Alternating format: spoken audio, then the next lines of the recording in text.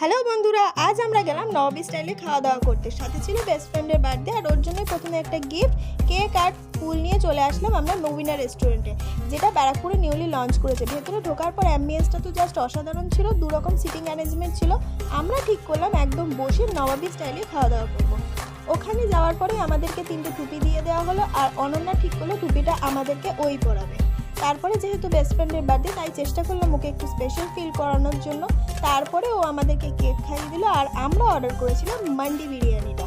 আর তারপরে যে গিফটটা এনেছিলাম সেটাও ওকে দিলাম। খুলে দেখার পর ও বললো খুব পছন্দ হয়েছে। ওখান থেকে তারপরে আমাদের লেবু আর জল দিয়ে দেওয়া হলো হাত ধোয়ার জন্য। তারপরে আমাদের খাবারটা চলে আসলো। খাবারটা আসতেও খুব বেশি টাইম লাগেনি, আর খাবারের কোয়ালিটি অ্যান্ড টেস্ট সবই ভালো ছিল।